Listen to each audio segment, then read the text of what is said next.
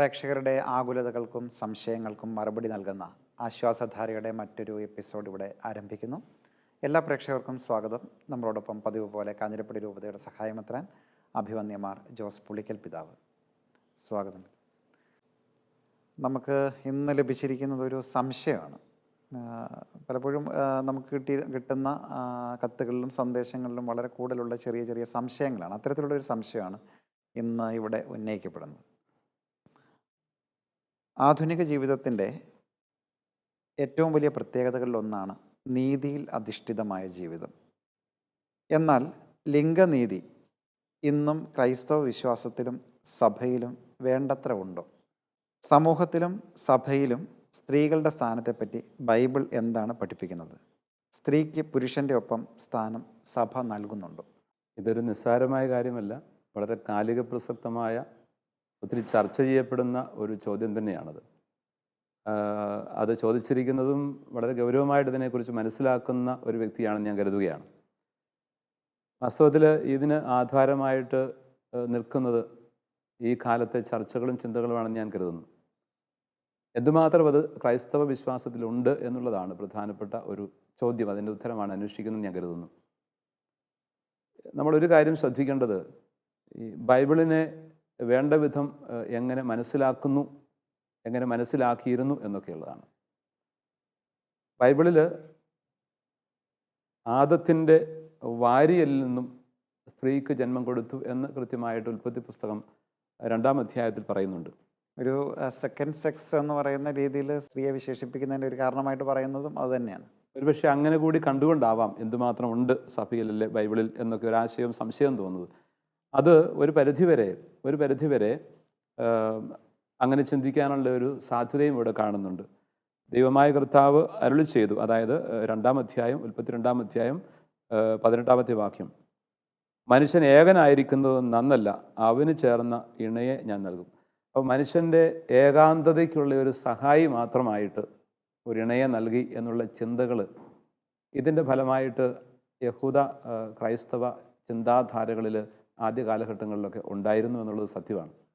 അപ്പോൾ വാരിയലിൽ നിന്നും സ്ത്രീക്ക് ജന്മം കൊടുത്തു എന്ന് പറയുമ്പോൾ ഒരു സഹായി മാത്രമായിട്ട് സ്ത്രീ സൃഷ്ടിക്കപ്പെട്ടു എന്നുള്ള ചിന്തകൾ യഹൂദ സംസ്കാരത്തിലും ഉണ്ടായിരുന്നു. യഹൂദ സംസ്കാരത്തിലും ആ കാലഘട്ടത്തിലൊക്കെ ഉണ്ടായ ക്രൈസ്തവ കാഴ്ചപ്പാടുകളിലും ആദ്യ കാലഘട്ടങ്ങളിലൊക്കെ കുറേയല്ലാതെ വന്നു. പ്രത്യേകിച്ച് മധ്യശതകത്തിലേക്ക് വന്നപ്പോൾ അതിന് സപ്പോർട്ടീവായിട്ടുള്ള കുറച്ച് ഏറെ ചിന്തകൾ കൂടി ഉണ്ടായിരുന്നു. ഈ അരിസ്റ്റോട്ടലിൻ്റെയൊക്കെ കാലത്ത് അരിസ്റ്റോട്ടിൽ പറയുന്നത് ഒരു ആൺകുഞ്ഞിന് ജന്മം കൊടുക്കാൻ സാധിക്കാതെ വന്നതുകൊണ്ട് ജനിച്ച ഒരസ്തിത്വമാണ് സ്ത്രീ എന്നൊക്കെയാണ്.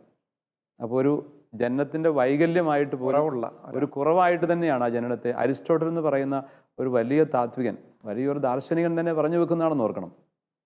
അതിനോട് ഏതാണ്ട് ചേർന്നുകൊണ്ട് അരിസ്റ്റോട്ടേലിയൻ തത്വശാസ്ത്ര ചിന്താധാരകളുടെ പിൻബലത്തിൽ ദൈവശാസ്ത്ര മേഖലകളെ രൂപപ്പെടുത്തിയെടുത്ത സെയിൻറ്റ് തോമസ് അക്വിനാസ് പോലും ഒരു പരിധിവരെ അതിനോട് ചേരുന്നുണ്ട്. അപ്പം അക്വിനാസിൻ്റെയും പൗലോസിൻ്റെയും ഒക്കെ ആദ്യകാലത്തെ ഈ ദൈവശാസ്ത്രത്തിലൊരു ആൺകോയ്മയുടെ ഒരു തലം പലപ്പോഴും കണ്ടുവരുന്നു.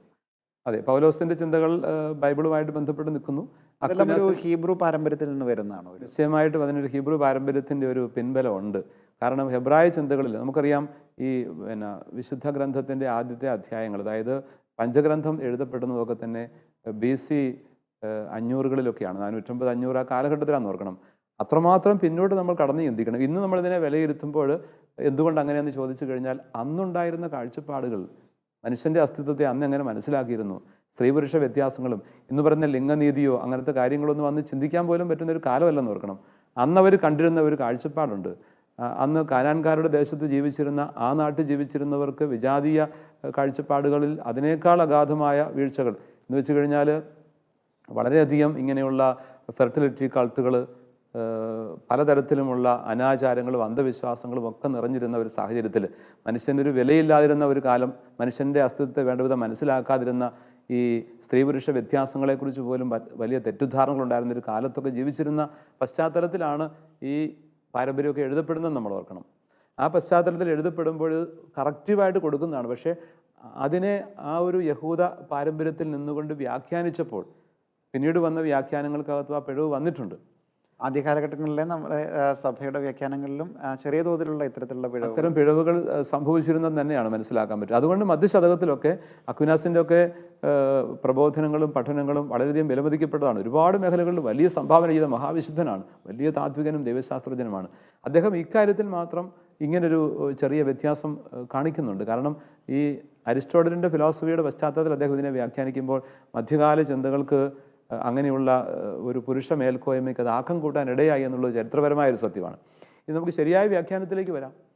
ശരിയായ വ്യാഖ്യാനത്തിലേക്ക് വരുമ്പോൾ എന്താ വാസ്തവത്തിൽ ഇത്? ഉൽപ്പത്തി പുസ്തകത്തിലെ 1-ാം അധ്യായം അത് പ്രീസ്റ്റി ട്രഡീഷൻ്റെ ഭാഗമായി വരുന്നതാണ്.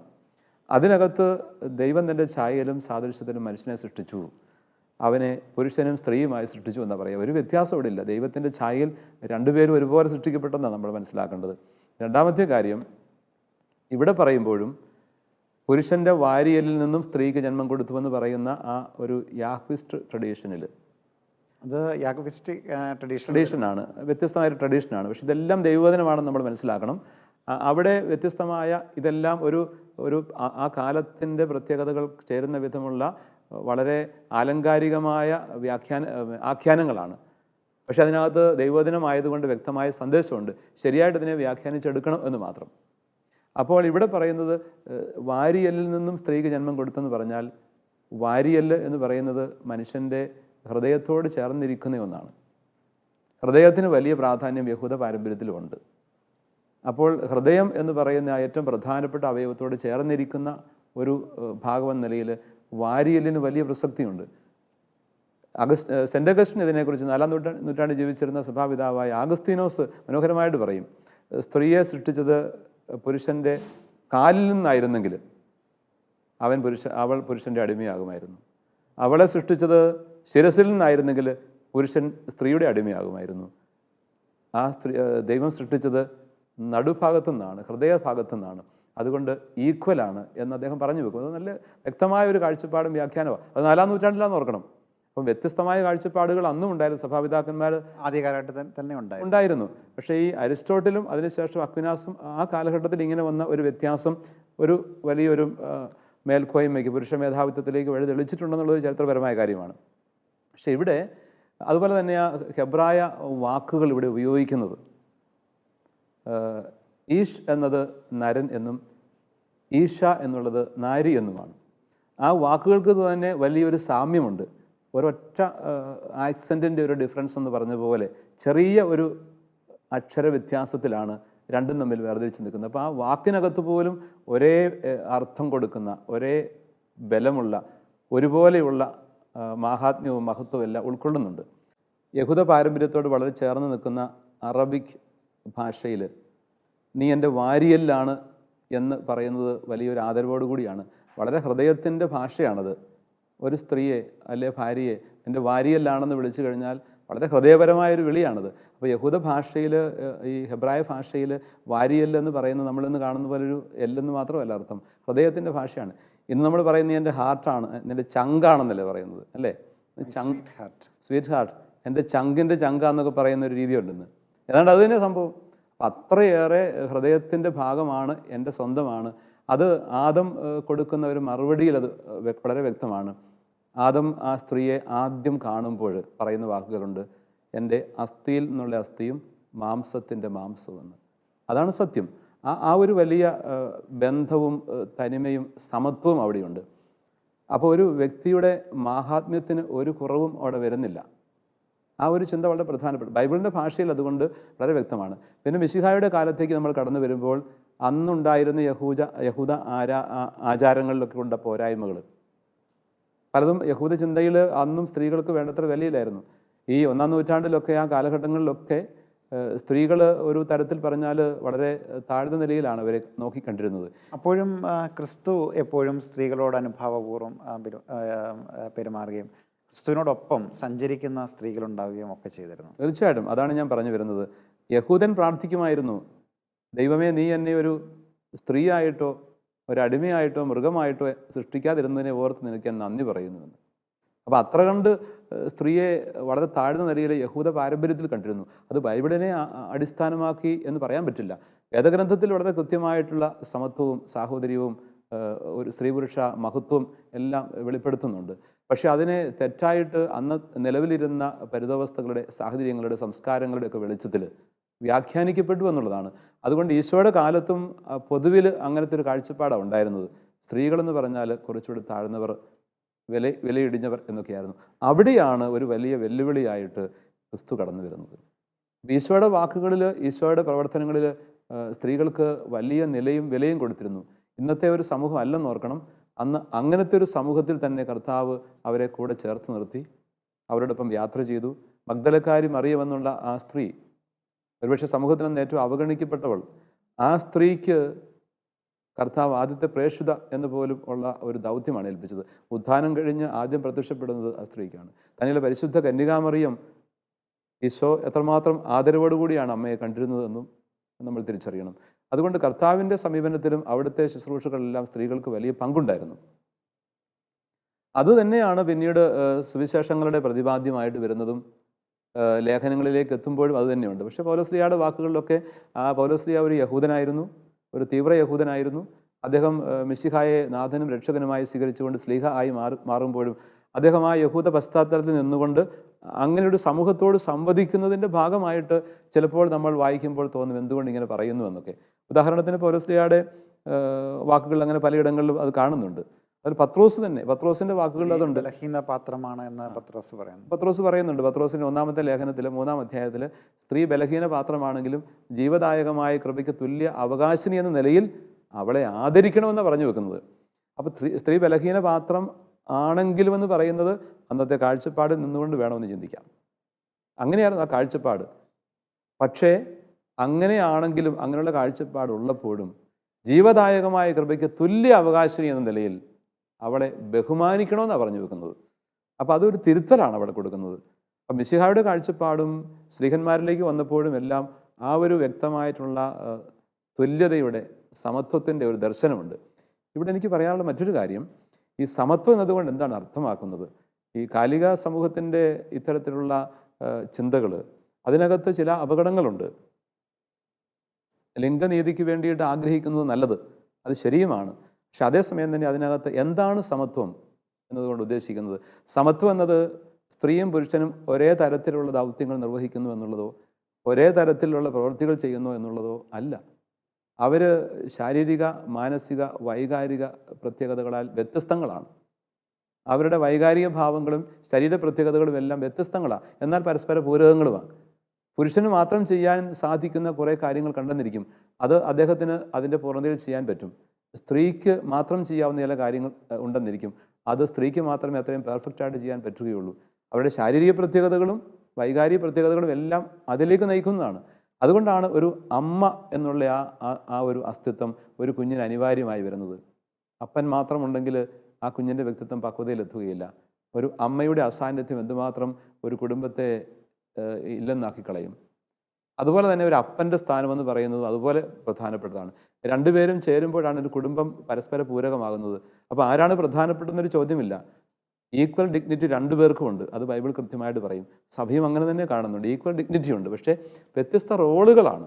അപ്പോൾ വ്യത്യസ്ത റോൾ ഉള്ളത് കൊണ്ട് അത് പരസ്പരം പൂരകങ്ങളായി മാറുകയാണ് ചെയ്യുന്നത്, സമത്വം ഇല്ലെന്നാകില്ല. അപ്പോൾ സമത്വം എന്നുള്ള കാഴ്ചപ്പാടിനെ വ്യക്തമായിട്ട് തിരിച്ചറിയേണ്ടിയിരിക്കുന്നു എന്നൊരു ചിന്ത കൂടിയുണ്ട്. ഇവിടെ അടിസ്ഥാനപരമായിട്ട് പലരും ഉന്നയിക്കുന്ന ഒരു പ്രശ്നം, എന്തുകൊണ്ടാണ് പൗരോഹിത്യം സ്ത്രീകൾക്ക് നിഷേധിക്കുന്നത്? വളരെ കാലികമായൊരു ചോദ്യം ഇവിടെ പറയാൻ പറ്റും, പ്രസക്തമാണ്. അതിന് ദൈവശാസ്ത്രപരമായ ഒരു വലിയ അടിസ്ഥാനമുണ്ടെന്ന് പറയാൻ പറ്റുകയില്ല. പൗരോഹിത്യം പുരുഷന്മാർക്ക് വേണ്ടി മാത്രം നിജപ്പെടുത്തിയതോ സ്ത്രീകൾക്ക് പാടില്ലാത്തതോ എന്നൊരു ദൈവശാസ്ത്രപരമായിട്ട് ഇതിനെ അങ്ങനെ വ്യാഖ്യാനിക്കാൻ പറ്റണം എന്നില്ല. പക്ഷേ സഭയുടെ വിശ്വാസവും പാരമ്പര്യവും അതുപോലെ മിശിഹ തന്നെ തിരഞ്ഞെടുത്ത ശ്ലീഹന്മാരുടെ പ്രത്യേകതകളും ഒക്കെ കണക്കിലെടുക്കുമ്പോൾ അതിന് പ്രസക്തിയുണ്ട്. ഈശോ എല്ലാ അർത്ഥത്തിലും എന്താ പറയുന്നത്, എല്ലാവരെയും ഉൾക്കൊള്ളുന്ന വ്യക്തിയായിരുന്നെങ്കിൽ പോലും, സ്ത്രീകൾക്ക് വലിയ നിലയും വിലയും കൊടുത്ത വ്യക്തിയാണെങ്കിൽ പോലും ഈശോ ശ്ലീഹന്മാരുടെ ഗണത്തിലേക്ക് സ്ത്രീകളെ ഉൾപ്പെടുത്തിയില്ല. അതിൻ്റെ കാരണങ്ങൾ നമുക്ക് വ്യക്തമല്ല. അത് ഏതെങ്കിലും തരത്തിലുള്ളൊരു വ്യത്യാസമായിട്ട് അതിനെ കാണേണ്ടതില്ല. ആ ഒരു പാരമ്പര്യം സഭയിൽ ഇന്നും ഇടമറിയാതെ തിരുസഭയിൽ, കത്തോലിക്ക സഭയിൽ തുടരുന്നുണ്ട് 21-ാം നൂറ്റാണ്ടിലും. ഇവിടെ നമ്മൾ ചിന്തിക്കേണ്ട മറ്റൊരു കാര്യമുള്ളത്, ഇങ്ങനെ വ്യത്യസ്തമായ ദൗത്യങ്ങൾ ഏൽപ്പിക്കപ്പെടുമ്പോൾ പുരോഹിതൻ എന്നുള്ളത് സവിശേഷമായ ഒരു നിയോഗവും ദൗത്യവുമാണ്. സന്യാസം എന്നുള്ളത് മറ്റൊരു ദൗത്യവും ഒരു ദൈവവിളിയുമാണ്. രണ്ടും ദൈവവിളിയാണ്, ഒരു വ്യത്യസ്തമായ ജീവിത അന്തസ്സ് കൂടിയാണ്.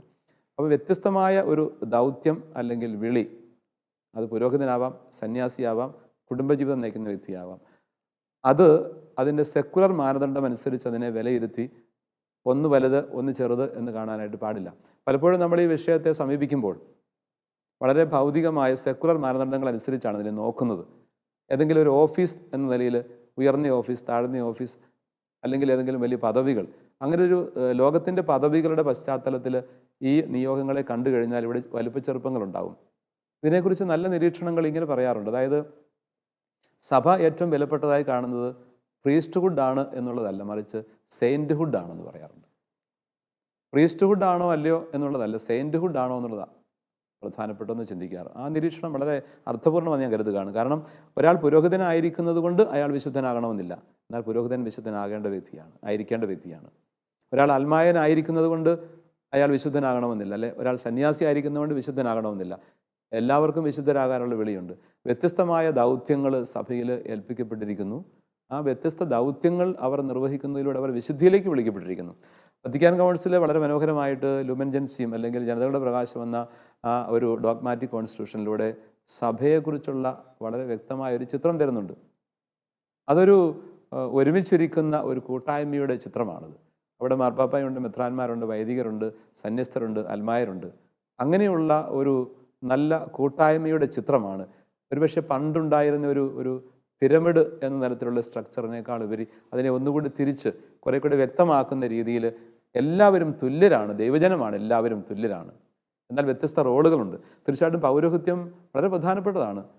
അത് ആ വ്യക്തിയുടെ മഹത്വം കൊണ്ടല്ല, കർത്താവിൻ്റെ പൗരോഹിത്യമായതുകൊണ്ട് അത് സ്വീകരിക്കുന്ന വ്യക്തി അതിന് യോഗ്യതയുള്ളവനായതുകൊണ്ടോ ഏതെങ്കിലും തരത്തിൽ കഴിവോ പ്രാപ്തിയോ ഉള്ളവനായതുകൊണ്ടോ എന്നല്ല. ദൈവം അതിനുവേണ്ടി തിരഞ്ഞെടുത്തിരിക്കുന്നത് കൊണ്ട്, അത് നൽകപ്പെട്ടത് കൊണ്ട് അദ്ദേഹം ആദരിക്കപ്പെടുന്നു. അത് കർത്താവിനുള്ള ആദരവാണ്. അതുകൊണ്ട് ലോകത്തിൻ്റെ മാനദണ്ഡങ്ങൾക്കനുസരിച്ചല്ല നമ്മൾ പൗരോഹിത്യത്തെയോ സന്യാസത്തെയോ അല്ലെങ്കിൽ ഒരു അൽമായ ജീവിതത്തെയോ നോക്കി കാണേണ്ടത് എന്നുള്ളത് വളരെ പ്രധാനപ്പെട്ടതാണ്. അതുകൊണ്ട് സെയിൻറ്റ്ഹുഡാണ് പ്രധാനപ്പെട്ടതെന്ന് പറയുമ്പം ഒരു കാര്യം നമ്മൾ മനസ്സിലാക്കണം. സഭയിൽ മാർപ്പാപ്പമാർക്ക് പോലും ഉപദേശം കൊടുത്ത സ്ത്രീ വിശുദ്ധരുണ്ടായിരുന്നു. ആവിലായിലെ അമ്മ ത്രസ്യ, കാതറീൻ ഓഫ് സിയന്ന, അങ്ങനെയുള്ളവരൊക്കെ വലിയ പ്രഗത്ഭരായ ദൈവശാസ്ത്രജ്ഞർ കൂടിയായ സ്ത്രീജനങ്ങളായിരുന്നു.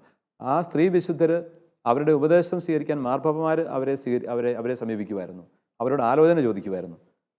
അതാണ് സഭ. സഭയിൽ വിശുദ്ധിക്കാണ് പ്രാധാന്യം. അത് ആ ഒരു പ്രധാനപ്പെട്ട ചിന്ത. അതൊരു പക്ഷെങ്കിൽ ലോകത്തിൻ്റെ മാനദണ്ഡങ്ങളിൽ നിന്ന് വ്യത്യസ്തമായിട്ട് സഭ അതിനെ വിലയിരുത്തുന്നത് കൊണ്ടാണ്. സ്ത്രീകൾക്ക് അശുദ്ധി കൽപ്പിക്കുന്ന തരത്തിലുള്ള, പ്രത്യേകിച്ച് ചില സന്ദർഭങ്ങളിൽ ആർത്തവമൊക്കെ ആയിട്ട് ബന്ധപ്പെട്ടുള്ള സന്ദർഭങ്ങളിൽ അശുദ്ധി കൽപ്പിക്കുന്ന ഒരു പാരമ്പര്യം നമുക്കുണ്ടോ, സഭയിലുണ്ടോ? സഭയിൽ ഒരിക്കലും അതില്ല. അങ്ങനെ അശുദ്ധി കൽപ്പിക്കുന്ന ചില ആചാരങ്ങളും അനുഷ്ഠാനങ്ങളും പല സമൂഹങ്ങളിലും ഉണ്ട്. പക്ഷേ സഭ ഒരിക്കലും അങ്ങനെ സ്ത്രീക്ക് ആർത്തവത്തിലൂടെ സ്വാഭാവികമായിട്ട് വരുന്ന ശാരീരിക പ്രത്യേകതകൾ അശുദ്ധിയായി കാണുന്നില്ല. അത് അനുഗ്രഹമല്ലേ? അത് ഒരു വ്യക്തിക്ക് ഒരു കുഞ്ഞിന് ജന്മം കൊടുക്കാനുള്ള യോഗ്യത നേടുന്നു എന്നുള്ളതാണ്. അങ്ങനെയുള്ള സാഹചര്യത്തിൽ അതിനെ ഒരിക്കലും അശുദ്ധമായി കാണേണ്ട കാര്യമില്ല. അതൊരു അനുഗ്രഹമായിട്ട് ദൈവം കൊടുക്കുന്ന ഒരു കൃപയായിട്ട് അതിനെ കണ്ടാൽ മതിയാവും.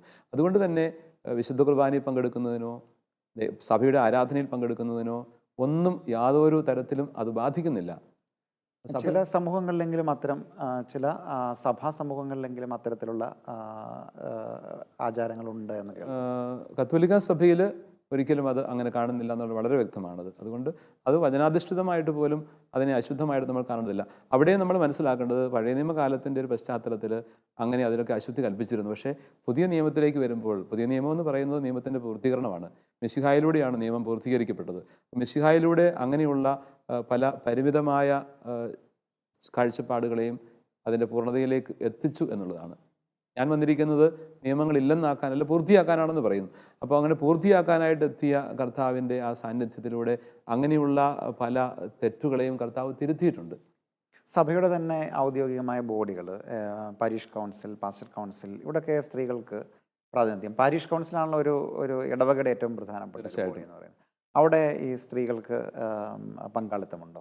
പങ്കാളിത്തമുണ്ട്, പക്ഷേ അത് പൂർണ്ണമാണെന്നൊന്നും ഞാൻ അവകാശപ്പെടുന്നില്ല. പക്ഷേ സഭ ഈ വിശുദ്ധ ഗ്രന്ഥത്തിൽ അധിഷ്ഠിതമായിട്ട് ആ കാഴ്ചപ്പാടോടുകൂടി തന്നെ സ്ത്രീകൾക്ക് പുരുഷന്മാരോടൊപ്പമുള്ള ഡിഗ്നിറ്റി ഉണ്ട് എന്ന് തിരിച്ചറിഞ്ഞുകൊണ്ട് തന്നെ പങ്കാളിത്തം കൊടുക്കുന്നുണ്ട്. ഉദാഹരണത്തിന് പാരിഷ് കൗൺസിൽ ഔദ്യോഗികമായിട്ട് നിയമിക്കപ്പെടുന്ന ഒരു ബോഡിയാണ്, തിരഞ്ഞെടുക്കപ്പെട്ട ഒരു ബോഡിയാണ്. അതിലിപ്പോൾ 33% സ്ത്രീകൾക്ക് പങ്കാളിത്തമുണ്ട്. അതൊരു 50 ആക്കണം, ഈക്വൽ ആക്കണം എന്നുള്ള നിർദ്ദേശങ്ങളൊക്കെ ഇപ്പോൾ തന്നെ അത് വളരെ കാര്യമായിട്ട് എടുത്തിട്ടുണ്ട്. അത് സിനഡിലും മറ്റുമൊക്കെ അത് പൂർത്തിയാക്കും മിക്കവാറും. അപ്പോൾ അതുകൊണ്ട് സഭയിൽ ഒരുപക്ഷെ പൊതുസമൂഹത്തിലുള്ളതിനേക്കാൾ കൂടുതൽ സ്ത്രീകൾക്ക് പ്രാധാന്യം ഉണ്ടെന്നാണ് ഞാൻ കരുതുന്നത്. പാസ്റ്റർ കൗൺസിൽ രൂപതയുടെ ഒരു ഔദ്യോഗികമായ ബോഡിയാണ്, അതിനകത്ത് സ്ത്രീ പങ്കാളിത്തം തീർച്ചയായിട്ടും ഉണ്ട്. അപ്പോൾ ഇങ്ങനെയുള്ള ബോഡികളിലൊക്കെ സ്ത്രീകൾക്ക് പങ്കാളിത്തം കൊടുക്കുന്നുണ്ട്. സഭയിൽ വിശ്വാസത്തിൻ്റെ വെളിച്ചത്തിൽ തുല്യ ഡിഗ്നിറ്റിയാണ്, തുല്യ പദവിയാണ് സ്ത്രീക്കും പുരുഷനും ഉള്ളത്. പക്ഷേ ഇങ്ങനെ പറയുമ്പോഴും എല്ലാം പൂർണ്ണമാണെന്ന് ഞാൻ അവകാശപ്പെടുന്നില്ല. കാരണം ഈ കാലത്തിൻ്റെ പ്രത്യേകതകൾ എപ്പോഴും ഉണ്ട്. നമ്മുടെ രൂപതയിൽ തന്നെ ഒരു ഇടവകയിൽ, ഈ കാഞ്ഞിരപ്പള്ളി രൂപതയിൽ ഒരു കൈക്കാരിയുണ്ട്. കൈക്കാരത്തി എന്ന് പറയാല്ലേ, ഒരു കൈക്കാരന്മാർ പൊതുവെ പുരുഷന്മാരാണ്. ഒരു സ്ത്രീ കൈക്കാര സ്ഥാനത്തുണ്ട്. അതുപോലെ പല സ്ഥലങ്ങളിലും കണ്ടിരിക്കും. പക്ഷേ വിദേശ രാജ്യങ്ങളൊക്കെ ധാരാളമുണ്ട്. നമ്മുടെ ഇവിടുത്തെ ഈ ഒരു സാഹചര്യം, ഇതൊരു പാട്രിയാർക്കൽ സൊസൈറ്റിയാണ് ഭാരതം, ചുരുക്കത്തിൽ പറഞ്ഞു കഴിഞ്ഞാൽ. എല്ലാ അർത്ഥത്തിലും ഒരു പുരുഷ മേൽക്കോയ്മ ഇപ്പോഴിവിടെ നിലനിൽക്കുന്നുണ്ട്. അതിന് ബൈബിളിലോ വിശ്വാസത്തിലോ അടിസ്ഥാനങ്ങളൊന്നും ഉണ്ടെന്ന് പറയാൻ പറ്റില്ല, ഒരിക്കലുമില്ല. പക്ഷേ ഇന്നത്തെ ഈ കാലഘട്ടത്തിൽ പോലും ഒരു പുരുഷ മേൽക്കോയ്മയുടെ ഒരു അധികാര ശ്രേണി പൊതുവിലുണ്ട്, നമ്മുടെ ഭാരത സംസ്കാരത്തിൽ തന്നെ ഉണ്ട്. അത് ഒരിക്കലും നമുക്ക് ന്യായീകരിക്കേണ്ട കാര്യമില്ല. കാരണം വചനം അതിനെ സപ്പോർട്ട് ചെയ്യുന്നില്ല. ഈശോ അങ്ങനെയുള്ള കാര്യങ്ങളെ തിരുത്തുന്നുണ്ട്. പക്ഷേ പലപ്പോഴും പ്രായോഗിക കാര്യങ്ങളുടെ പേരിലാണ്. ഇപ്പോൾ പൊതുയോഗത്തിൽ സാധാരണഗതിയിൽ പുരുഷന്മാർ കുടുംബനാഥന്മാരാണ് പങ്കെടുക്കുന്നത്. അതിൽ മാറ്റം വരുത്താവുന്നതാണ്.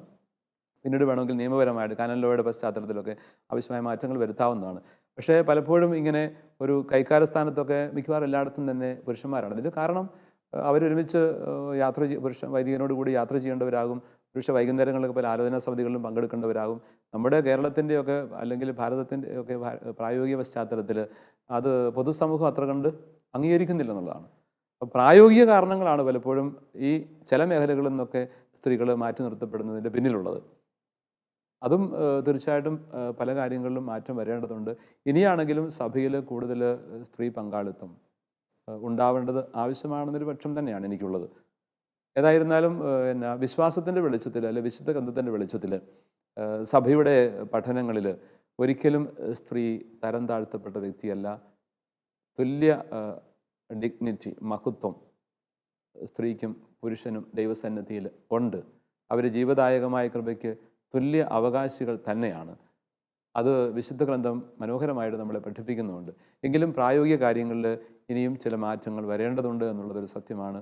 അതിനൊക്കെ തീർച്ചയായിട്ടും അവസരങ്ങളുണ്ടാവും. മാറിയ കാലത്തിൻ്റെ പ്രത്യേകതകൾ അതിന് സഹായകമായി മാറും എന്ന് നമുക്ക് വിശ്വസിക്കാം, പ്രത്യാശിക്കാം. ഈ ചിന്തകൾക്ക് തുടക്കമിട്ട ആ വ്യക്തിക്ക് ന്യായമായൊരു ഉത്തരം നൽകാൻ സാധിച്ചുവെന്ന് നമുക്ക് കരുതാം. അതുപോലെ ധാരാളം ആളുകൾക്കും ഇനിയും പുതിയ മാറ്റങ്ങൾക്ക് അവസരം ഉണ്ടാവട്ടെ എന്ന് നമുക്ക് പ്രത്യാശിക്കാം, പ്രാർത്ഥിക്കാം.